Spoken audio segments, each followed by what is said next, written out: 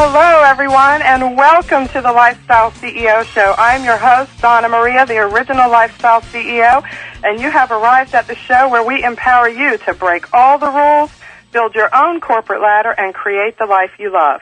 And today, we have a woman on the show who has done just that.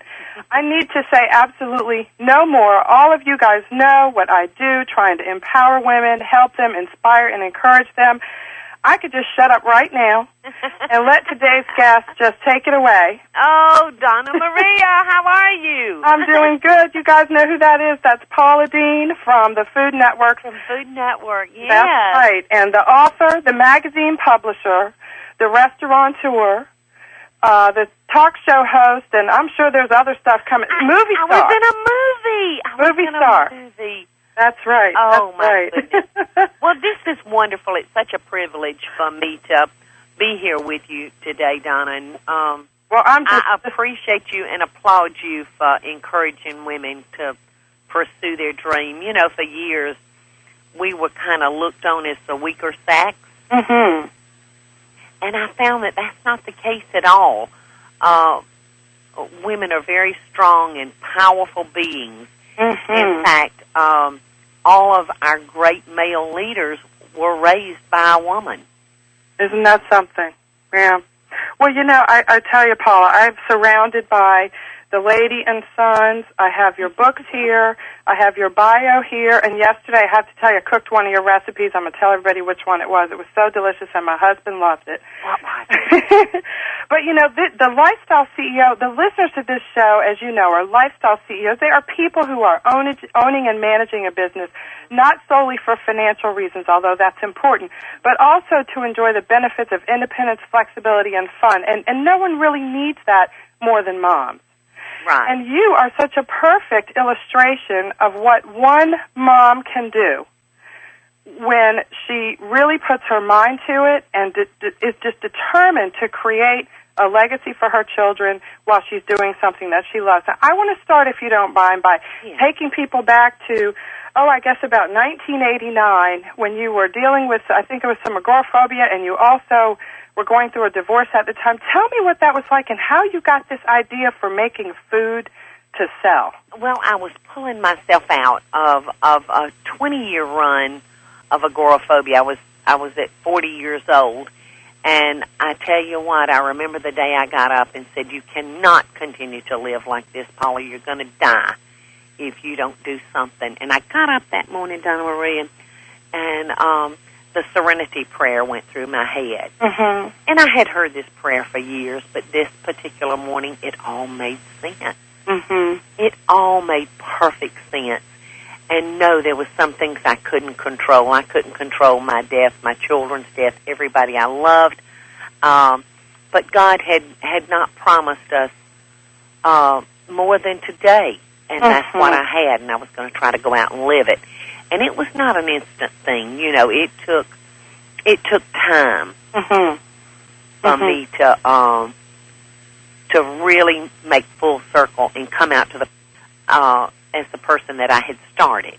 And look what you did. Look what you did at the beginning. And I know I only know the tip of the iceberg of the story because I've just read your bio and my preparation materials. But how old were your sons at the time, Paula? Well, if I was 40, my one son was 20 and one was 17. Okay, so you had kids that were they still in the home, or at least one of them? Still with me, yes. They were still in the home, and you found yourself in a position where you needed to generate some income. Right. I was in a 27-year marriage with their father, and their father and I had a very big difference of opinion on one subject. And, you know, I knew I couldn't fix it. I couldn't make it right. I had tried for years to no avail, and I finally realized that the only thing I could change was me. That was the only thing I had control over. And so I wanted to gain my independence. And, you know, I'm a product of the 50s and 60s. I married when I was 18 years old, have no education other than a high school education. So I had been a bank teller off and on all my life as times would permit me to work. And I knew on my last day there I had had a gun put to my head So I knew that I didn't want to do that anymore. Oh, my goodness. And at 40 years old, my husband moved us to Savannah, Georgia. Mm-hmm. And I was devastated, just devastated. Went to bed for 2 months. Didn't get up for anything but to go to the bathroom and eat. Mm-hmm. And then after 2 months, you know, that particular morning I got up and came face to face with a serenity prayer. Mm. But so I took a part-time job, not a part-time job, but it was a temporary job with a temporary agency. And I knew the job was going to come to an end. I knew I wanted my independence. I knew that I wanted to make my own decisions, and I didn't want to have to suffer consequences from someone else's decision-making. Mm. Oh, and that is so... Go ahead, please. And so I started thinking about how I could take control of my own life. Mm-hmm. Mm-hmm. And I had nowhere to turn but to my stove because I felt completely talentless. Mm. But I was a good cook. So I would lay in bed at night dreaming of this business. And I named this business The Bag Lady. And I was going to make lunches and send my children out to sell them. Well, when this job with a hospital ended, I started making plans to open The Bag Lady, and my husband gave me $200 of our income tax return check. Mm-hmm. And on June the 19th, 1989, The Bag Lady was born. Mm-hmm. And it's been the most interesting journey. I'll tell you this, I never had given myself credit for anything. But I made a commitment to take responsibility for myself. And God has not missed one day blessing me for making that decision. Paula? He blesses hard work. I am trying so hard to not cry. And not just because you're moving me, but because I know from the emails and phone calls that I get, and I'm sure you do as well, I do. From women who just are at the end of their rope and they feel like they have absolutely no value, whether they're married or not. That comes from someplace in society that we are less than. It really does. And what a surprise for me, Donna Maria, when I realized that I was strong. Mm-hmm. I was so very strong. No one was more amazed than myself. And strong, and talented, and gifted. And God doesn't create junk. He doesn't make messes. He creates us with talents and gifts and things that we can use to bloom and to prosper. And you are such a great example of that. I got an email last week from a young lady. I'm just going to read it to you because I want to ask you the question that she asked me. She is actually in Georgia, too. Her name is Sonia, and she's in Georgia, and she says, I'm at the end of my rope. What kind of advice or plan do you have or have ever heard of for someone who is trying to get out of the workforce to do her business full time? I'd really like to know how to do this when I have 2 minor children and my husband and I are recently separated. My heart is broken. I have seen on your magazine, this is a magazine that I have, that you're doing your business full time, and that is recommended. How do I get started if I'm working for someone else and I don't have any money and the business is in a very slow startup stage? Does that sound a little bit like what you experienced all those years ago? But let me say this. I so did not want to become a statistic. Mm-hmm. I was going to do whatever it took to make my marriage work. Mm-hmm. And so I was not nearly as brave as a lot of people think I was. I did not leave when my children were little. Mm-hmm. You know, they had both graduated from high school. One had started playing around a little with college, but, you know, I just was not that brave. So I can't imagine doing what I did with 2 little children. Mm-hmm. And I had lost my parents.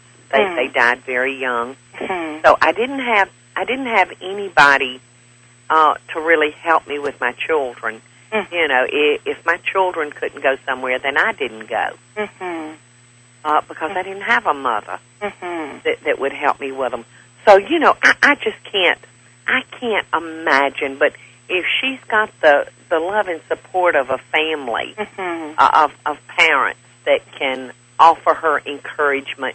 You know, I always encourage people to try. I think there's no sin at all in trying and failing, but I think the biggest sin is never to have tried at all. That is such a wonderful note to conclude our first segment. We're going to take a little bit of a break, a real short one, and we're going to come back and talk to Paula about some of the exciting adventures that she has had and how one small step led to another, and she is where she is today, blessing us with her presence on the Lifestyle CEO Show. Don't go away, guys. You'll be able to call your questions in. This is Donna Maria. We'll be right back.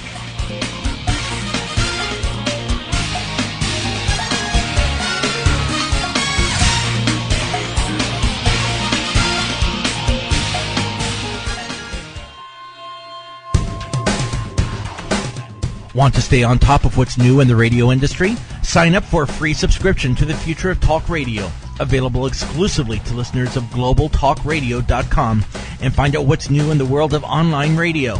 Listeners can find out about new shows and special guests.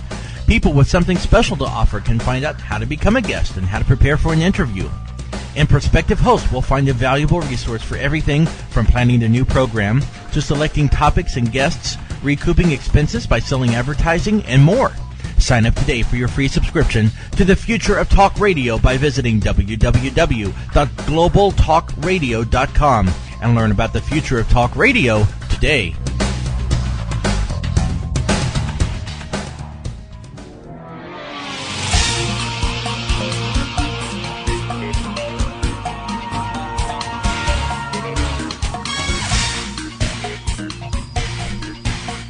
Hey, y'all. I had to do it, Paula. I'm sorry. Hey, y'all. Nobody can do it like you. Do it for us, Paula. Hey, y'all. Hey, y'all. I can't even hold a candle. Welcome back, everyone, to the Lifestyle CEO Show. And in case you hadn't figured it out from that greeting, we've got Paula Deen from the Lady and Sons restaurant in Savannah, Georgia, the author of several cookbooks, including the latest one, Paula Deen and Friends, Living It Up Southern Style. And I want to let you guys know that you can call your questions or comments about moms in business and how you do it, small business ownership, to Paula on our toll-free listener line. It's 800-773-0355. That's 800-773-0355.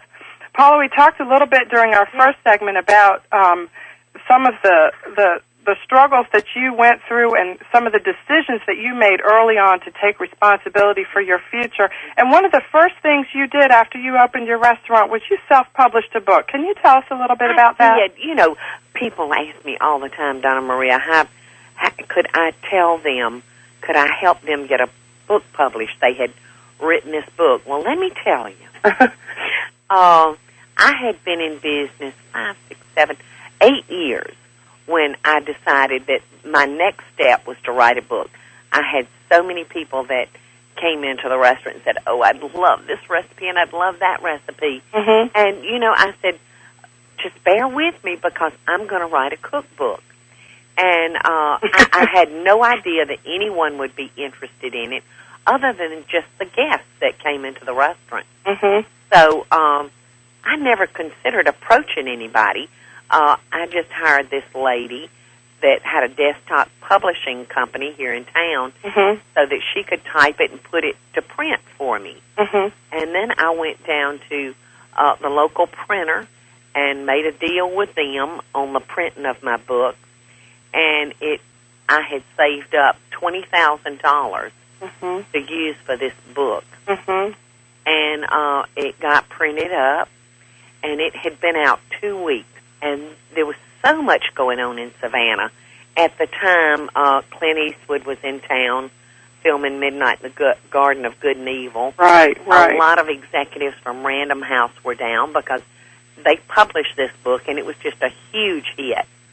Mm-hmm. Well, this one particular editor, she had just been promoted to editor, and she was walking down the street, walking down Congress Street, when all of a sudden, when she got in front of my restaurant, this huge rain, just the skies opened up. Mm-hmm. So she darted into my restaurant to get out of the rain. And good choice. Yes. And I was the biscuit and the hoe girl that day. I was the one coming to the tables and giving everybody a biscuit and a hoe cake and welcoming them. And she never told me who she was. But when she went back to New York, she talked to her cohort. And she gave me a call, and she said, I was in your restaurant last week and had a delicious meal. And she said, did I not see a cookbook? And I said, yes, you did. And it's doing so wonderful. I'd probably sold 25 copies, out of the restaurant. Right. And she said, if I give you a credit card number, would you send me a couple of copies? And I said, yes, I'd be delighted. So I hung up the phone, and I went and found my oldest son, Jamie. And I said, Jamie, do you know anybody by the name of Random House? And he looked at me, and he shook his head. And I cannot believe you're my mother.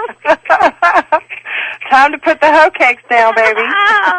He said, Mama, yes, I'm familiar with Random. They're one of the top 3 publishing companies in the country. And I said, well, they want a copy of the cookbook. Well, his jaw dropped. And he immediately grabbed that charge card number out of my hand, rang up 2 cookbooks, ran to mailboxes, etc., and mailed those copies off to her. Immediately? Yes. And like 3 days later, Pamela called. Oh, my goodness. goodness. And she said, congratulations, Paula. Your cookbook has merit, and Random House would like to publish it. I could not believe it.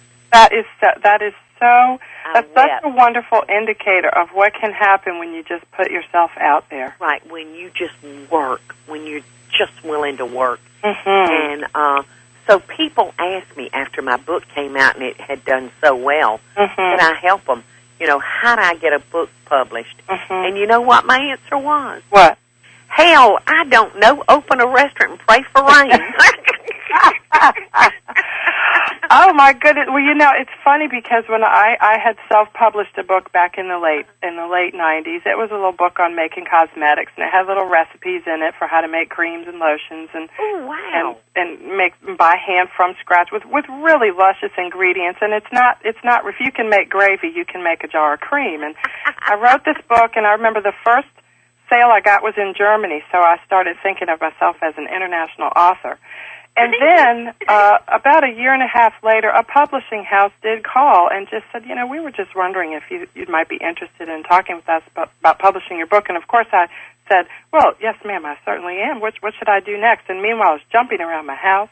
I was swinging from the chandeliers and just so excited. So it's so wonderful to hear that and to know that after... Did they publish your book? They did. They did. They published it in 2000. And and again, it's what you're describing, and I hope that you guys out there are listening and can hear that no matter what it is you want to do, whether it's write a book or bake a pie or make some cream or make some lingerie bags or make your own line of purses, Kate Spade, people have done this. And you do have to work hard, I will say that. But Paula in Savannah, do they have those signs on the street posts that say, hey, Mom, make $5,000 in your bathrobe next week? I was like, hello. I haven't seen any of those. Yeah, they don't know, so you got to be willing to work. But what a wonderful story. The American dream still exists. You just got to be willing to work.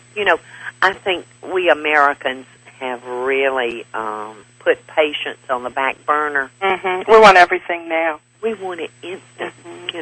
It proves it with the lottery. My goodness, the biggest lottery in history was just won. Yeah. We want to win the lottery. I couldn't believe one day when I went through McDonald's drive-through window and they gave me a coupon for a free sausage and biscuit because they didn't get to my order to me in 32 seconds. Oh, my goodness. They had this 30-second rule. You get your meal in 30 seconess. Yeah. I said, this is a mind blower. Yeah, and that's what they're selling. They're selling, they're selling quickness and haste. They're not really selling, as you of all people know, good food. Right. Right. Hey, I was reading the Washington Post yesterday, and there's this story in there written by a really great writer who's got a couple of new books out herself. Her name is Michelle Singletary, and she writes a column called The Color of Money. And she talks in this article about the 3 ways to generate wealth in this country, and she lists home ownership and education and investing in the stock market. And I just actually, right before this call, jotted a quick letter off to her asking her where was entrepreneurship? Where was owning something yourself? What do you think about that?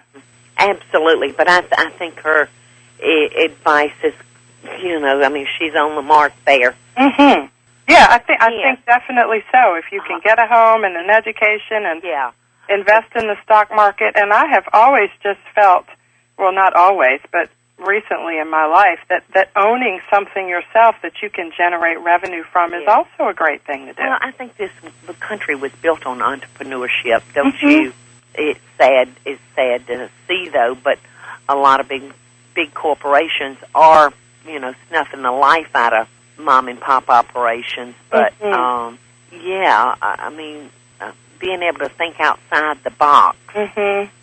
Yeah, and be creative, and you've certainly done that. I mean, I saw here one of the books I was reading last night when I was preparing for this.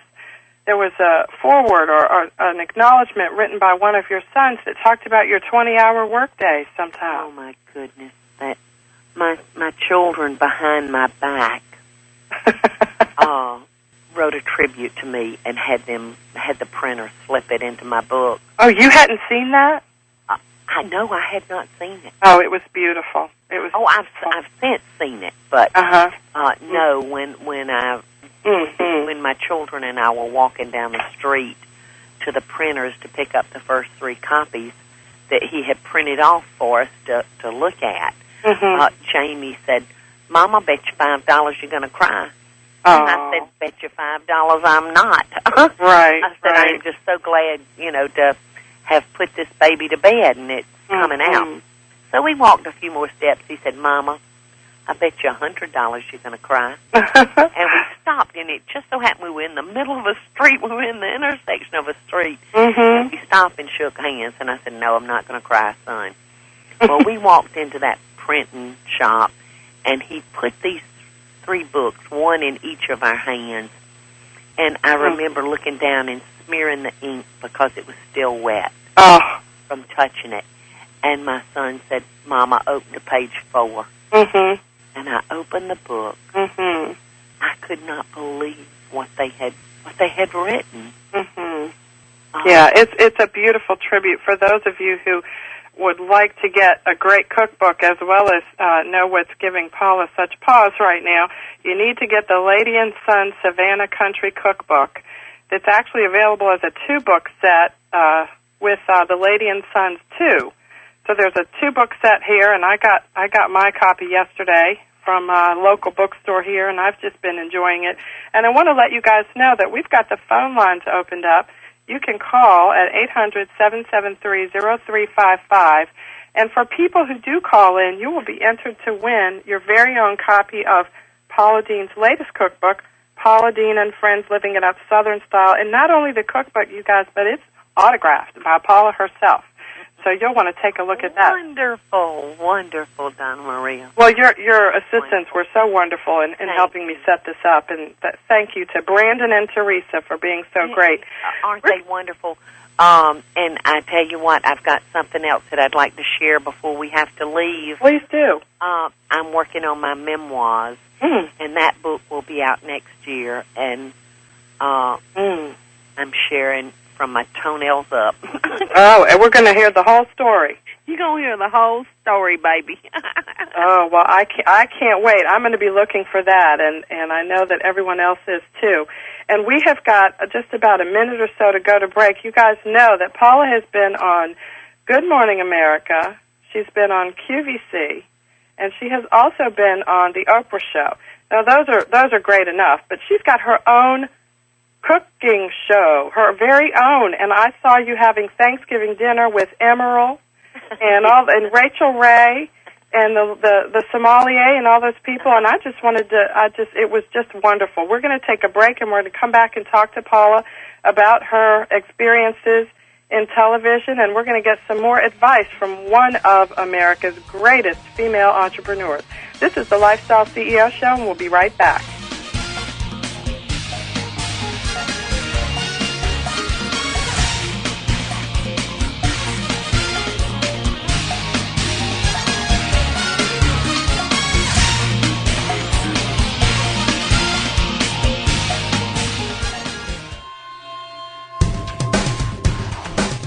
Want to stay on top of what's new in the radio industry? Sign up for a free subscription to the Future of Talk Radio, available exclusively to listeners of globaltalkradio.com, and find out what's new in the world of online radio. Listeners can find out about new shows and special guests. People with something special to offer can find out how to become a guest and how to prepare for an interview. And prospective hosts will find a valuable resource for everything from planning their new program to selecting topics and guests, recouping expenses by selling advertising, and more. Sign up today for your free subscription to the Future of Talk Radio by visiting www.globaltalkradio.com and learn about the future of talk radio today.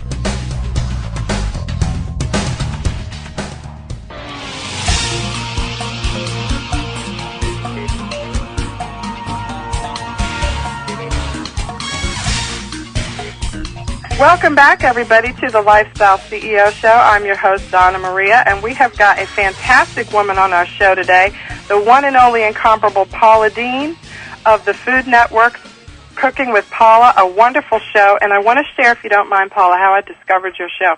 As I told you a few minutes ago, my husband and I were one of the last people in America to get cable television. And I was terrified of it because I thought, I work from home. So all I need is cable television and a scoop of ice cream. And I'll never get anything done. It's just me and the cable TV. And unfortunately, to some extent, that happened. I had to kind of wean myself off of it because there was so much to look at. But lo and behold, one evening, I was flipping through and I said, what is this Food Network thing about? There was a guy named, from the Cake Love. I can't remember his name, but he has a show on the Food Network. And he's from Washington, D.C., where I'm from. So I thought, there's a show, I'll take a look at it. And it was, of course, great because I got to see, my homeboy doing well. He's also a former lawyer, too, so that made it more interesting. Well, I wonder who this is. I'll tell you his name in a minute because I can't remember it right now. But his show is called Sugar Rush. Yes, I've met him. I met him in New York when they all gathered us all in. Okay, yeah. Well, he's from Washington, D.C., and he's a former attorney just like me, and he worked making cakes on the weekends and nearly drove himself nuts working and baking cakes, so he decided to do cakes full time. But anyway, I'm flipping through the channels, and I come across this lady who's in a kitchen setting, and I caught you when you just said, you know what? Just put another tablespoon of butter in there. It ain't going to hurt anything. And I said, you know what? This is my kind of cooking show. And I stopped. I can't remember what you were making, but I have tuned into the Sugar Lace Magnolia Trumpet show. Oh, my goodness. And they're so beautiful, and they're beautifully pictured in your cookbook, which, by the way, if you call us at 800-773-0355, you will be entered to win a copy of. I have several of them here autographed. But anyway, you know what? You have such a flair for maximizing who you are. And that's what I noticed. I don't have a whole lot of time to cook, but when I do, I try and cook some really cool things. I stayed tuned to the show. But you know what, Paula, what really got me was your personality. I was watching your personality as much as I was the actual recipe itself.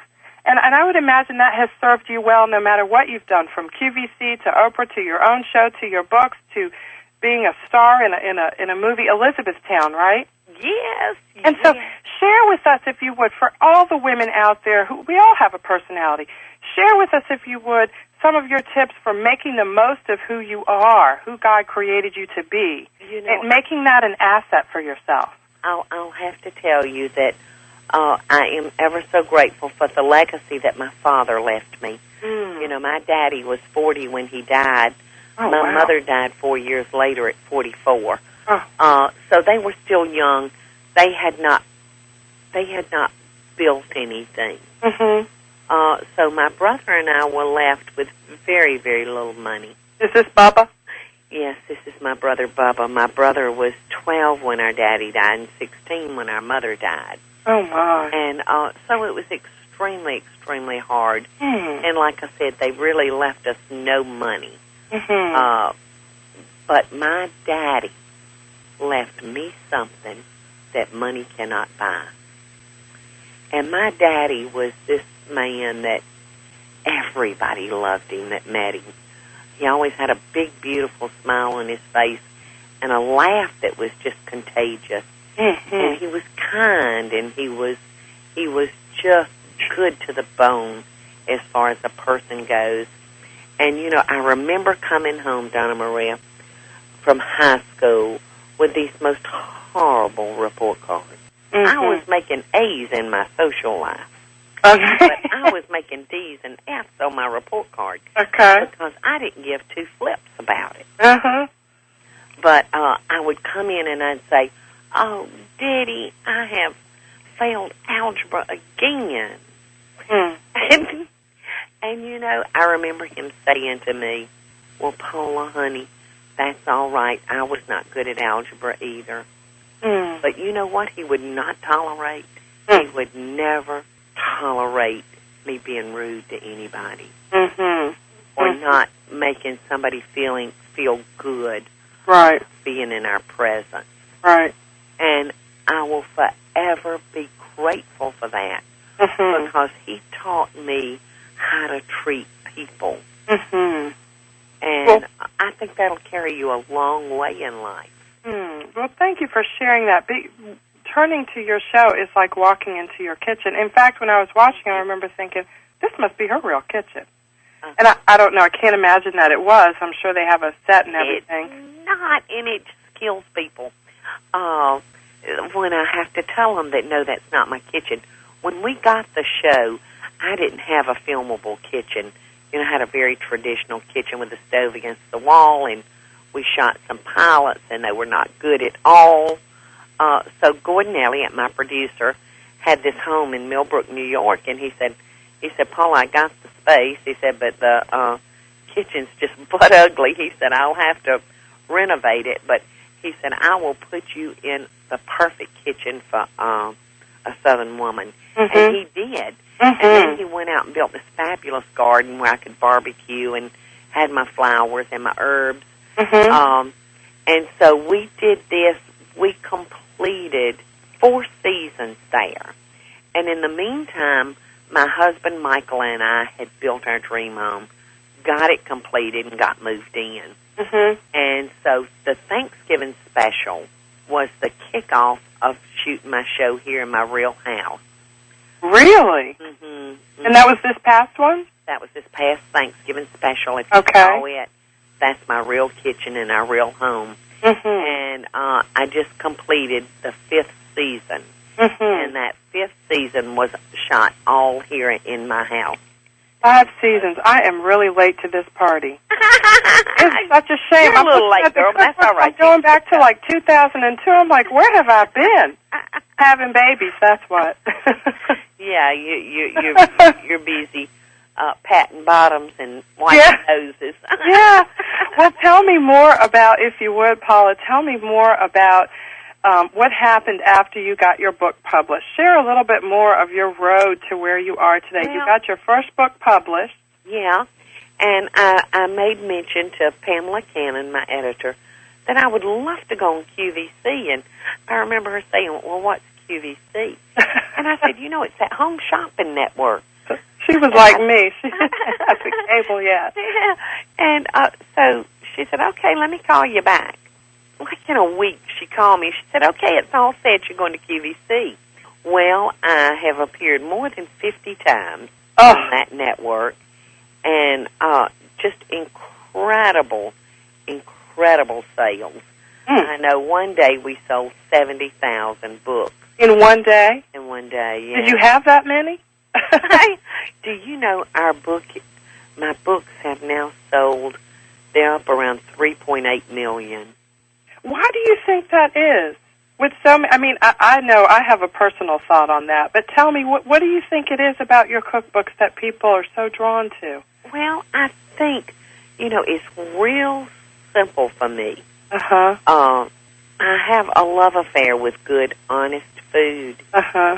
And when you're preparing good, honest food, you can usually pronounce every one of them, every one of the ingredients, and you can usually find them in your local grocery stores. I said, if I can't pronounce it, I'm not real gung-ho about preparing it. I think women identify with me there. they don't want to have to go online and order exotic ingredients to prepare a meal. And your personality shines through with the little the recipe descriptions at the beginning, and of course the beginning of the book with the stories about how you met your husband. It just gives a cookbook personality that is just not in a cookbook that just contains just a recipe. Well, I think women across America, and believe it or not, one of my biggest fan bases is California. Now, who would have thought it? I would never have thought that, but it just doesn't have to seem to have any geographic boundaries. I have seemed to connect with that woman out there in the home because I'm just like her. I'm just an average woman juggling cranked chainsaws, or an ordinary person doing extraordinary things. And so many of them. Yes, I mean, they are. They are. I just hear some stories about some women, and I think, how in the world did they do that? But, like I said, we're when it's all said and done, babes. Yeah. Well, I can so identify with what you're describing in terms of recipes. And having ingredients in them that people can understand and people can pronounce. I work a lot with cosmetics manufacturers, and of course, that it's difficult to look at any label and be able to understand, anything that's in it. And that's the perfect segue to remind everybody that you can get some beauty products that are made using ingredients that you can pronounce at today's sponsor. Visit handmadebeauty.com. The Handmade Beauty Network is today's sponsor of the show. And if you visit handmadebeauty.com, you will be taken to a whole world of creams and lotions and sugar scrubs and everything to make you feel wonderful, all made with a high proportion of natural ingredients. We're going to take a short break. We've got one more segment left. And you know what, you guys? I know you're out there, and I certainly don't mind having Paula Deen all to myself for a whole hour, but I'm also willing to share. So if you'd like to call your comment or question in and win a copy of her book, Paula Deen and Friends, Living It Up Southern Style, then you'll want to give me a call because time is running out. The number to call is 800-773-0355. This is the Lifestyle CEO Show. We'll be right back.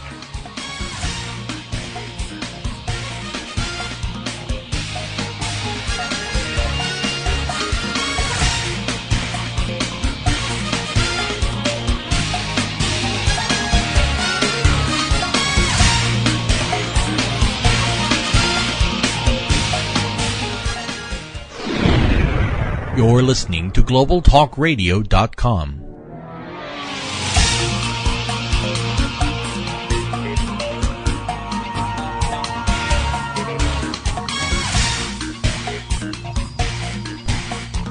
Hello, everyone. Welcome back to the Lifestyle CEO Show. I'm your host, Donna Maria, the original Lifestyle CEO, and we are coming up on close to the end of our time with restaurateur, cookbook author, magazine publisher. I want to ask you about that, Paula. Paula Deen, that's her name. Now, Paula, tell me about this magazine. When did it come out? Oh, my goodness. Let me share the story with you about that magazine. Please do. I was bowled over when Phyllis Hoffman approached me. She owns Hoffman Publishing Company. When she approached me about doing a magazine, and I said, my goodness, who would want to read that magazine? Well, she would not take no for an answer. Wow. And our first issue came out November the 19th of 2005, and it is doing incredible. In fact, Phyllis called me in January, and she said, well, I just wanted to call and congratulate you, Paula. And I said, for what, Phyllis? She said, your magazine was the #1 launch of the year 2005 for magazines. So, I mean, this magazine has just shot out there like you wouldn't believe.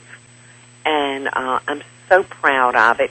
The name of the magazine is called Cooking with Paula Deen, but it's much more than just cooking, although it's a bi-monthly book, bi-monthly magazine, and each issue contains, somewhere probably around 60 recipes. But then it takes you on travels, you know, some of my favorite places that I've been and on articles that I think are, you know, newsworthy and interesting. So I'm so proud of this beautiful magazine that Hoffman Media has published, and just pleased with it. Well, it looks absolutely fabulous, and I would tell everybody you have to get it if for no other reason than to get the recipe for Paula's Not Your Mama's Banana Pudding. Not your mama's, baby. Your mama's. Oh, good. That's right, that banana pudding. And now, Paula, tell me a little bit about how you ended up in the studio with the talk show queen of the universe, Oprah Winfrey. You know, it was so funny, Donna Maria. We were at the restaurant, and it was like during lunchtime, and I was in the back frying chicken. We were just had all these catering jobs, and the front of the house was so busy. And Rance Jackson, the manager of the kitchen, answered the phone, and he said, "Hold on just a minute," and he handed the phone towards me and said, "It's Oprah calling, Paul." And I said, "You just get the hell out." No, it ain't. I'm trying to fry some chicken here. Yeah, I was frying chicken. I had flour up to my elbows. And I took the phone, and sure enough, it was Oprah's show. It was not Oprah herself, naturally, but it was a part of her team, and they were doing a story on entrepreneurs that had started businesses out of their homes. And they interviewed me probably 2 or 3 times by telephone, and all this happened very, very quickly. And they finally called me back and said, "We want you on the show." Wow. So there was 5 women in the audience, and 3 of us got to come up on stage and sit side by side of Oprah one-on-one. And then the other 2 women, they were on the show from their audience chair. But I have to tell you, it was probably one of the most thrilling things because I had always been a tremendous fan of Oprah. You know, I'm not one of these women that are like a groupie, but you know, if I was on a group, it would be for Oprah. And I couldn't wait to go up there and look her in her eye and see if she was the woman that America had come to believe that she was. Okay. And it was an extraordinary 10 minutes. Really? We laughed together and we teared up together. Well, actually, one of the women who was on that show was on this show a couple of weeks ago. Lisa Price from a body care products manufacturer in New York City called Carol's Daughter. And she actually, speaking of what we're talking about in part as we discuss here, putting yourself out there, she talked with me on the show about how she enjoyed that Oprah appearance on the same day you did. And she said, I said, well, who else was on the show? And she mentioned a couple people, and she said, you know, Paula Deen from The Lady and Sons. And I was listening to this, of course, doing the show, and I took a note, and I was like, you know what, I'm going to call her. Because I remember, you know, it's like, you know what, she's just such an inspirational story that you have. And your sons are now starting their own show, and I'd like to ask you to share a little bit about that. But I do so want to tie that in for our listeners with just what one woman who knew how to make. What kind of sandwiches did you start with, wrapping them in saran wrap? I started with tuna fish sandwiches. Tuna fish sandwiches in saran wrap. And that was smushed by the end of the route. Well, and what a business plan you had. I love the business plan, which is I made the sandwiches and my sons delivered them. I was like, you know what? That is just, you are in the game. So simple. We don't have time for 50-page business plans and all that stuff. You went right out there. Oh, no, honey, no business plan. And took what was in your head and what you knew how to do, and you maximized it. And now, 12 years later, Paula, your sons, the wonderful sons that you have in your life who have just honored you so greatly, they are able to work with you, and now they're going to have their own show. Yes. You know, I mean, they were the reason that I got up and did what I did every day, you know. Well, I mean, I'll never look at a tuna fish sandwich and saran wrap the same way. Well, I wanted to give my children wings so they could soar. Thank you. And they have been guests on my show so many times, and these are such handsome, sensitive, smart guys. I mean, they are just precious. And, you know... You're talking about my son. Yes, I'm talking about your children. Of course you are. I'm talking about Linda's children out there. I'm talking about That's right. and I'm talking about my children. I mean, it was just wonderful. And Food Network saw these boys on their mother's show. And, you know, it was just kind of a natural step because they were so comfortable with the camera and with each other and with me. So it was only the next step, you know, that they should do this. And you know how proud a mother I am. I know you must be beside yourself. What is their show going to be about? Well, actually, they're taking over a show called Food Finds. Food what? Food Finds. Food Finds. I know you're not familiar with it, just now getting cable. Just now. Well, I read somewhere that it was called Something to Go, or... Well, they're taking over Food Finds, but it's going to be renamed. Okay. It's going to be called Good to Go. Good to Go, yeah. Now, Food Finds they've had a long, healthy run. It's always been a real popular show, and my children are going to be going out to different places, different small businesses throughout America, and sharing their products with my son. And, so it's not just food. No, it's food. Oh, okay, The only stipulation is that you have the ability to mail order products. So, like, they've already shot their pilot, and they came out to California. Oh, great. And they went to a candy store that had this family members had opened 90 years ago. You know, and they ship out candy. So you have to have a product and something that can be shipped out. Right. So, and I've seen their pilot, and they were so good. They just seemed so very comfortable. And, you know, Jamie has said that he's just thrilled to be doing that type of show because it's like he remembers the day that Food Finds came and did a show on us, you know, how much it meant to us as a business. And so Jamie said he's just thrilled that he and Bobby are fixing to go out and help family businesses in their growth. Right. What a great show. It sounds like it's going to be absolutely wonderful. And thinking back over the last 12 years, Paula, did you ever, I mean, as you're moving in your business from one step to another, from having a home-based business where you made the food products, to opening a small restaurant, to opening a larger one, to getting the cookbook self-published, and then having Pamela come in and having a publisher, and then moving to the next step, which sounds like it was QVC. As all these things were unfolding, what were you thinking? I mean, sometimes as we go through our business lives, you know, small steps, we take small steps and we move forward, and we're very caught up in the moment because we kind of have to be in order to take the next step. But now that so much time has gone by and you've done so many things, what are some of the things that you would think, maybe just 3 things that you think are the keys to success for a mom in business? Well, I can tell you a couple of them. Okay. I don't know if I can come up with 3. Okay. But I'll tell you that passion is the number one ingredient that you have to have. Without passion, there's going to be a lot of room for failure. Now, by passion, do you mean passion for what you're doing? Passion for what you're doing. You have to be willing to sacrifice all. Oh, wow. For that business. Right. And, you know, I referred to myself as like that old mule, that old work field mule. Right. I would get up every day and I'd put my blinders on. And you would just go and do it. Well, Paula, you have certainly done a fantastic job, and I know that in my heart I have been so inspired, and I know that our listeners have. I want you guys to go and visit Paula's website at theladyandsons.com. Go to the Food Network and check out Paula's home cooking.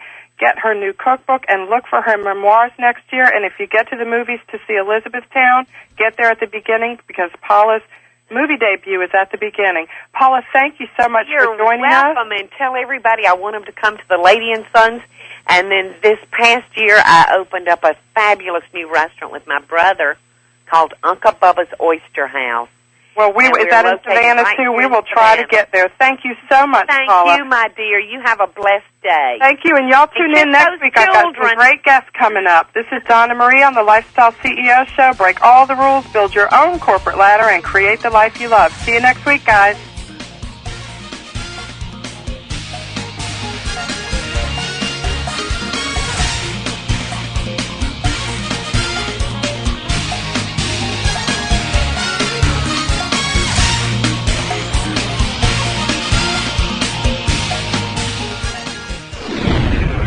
You're listening to GlobalTalkRadio.com.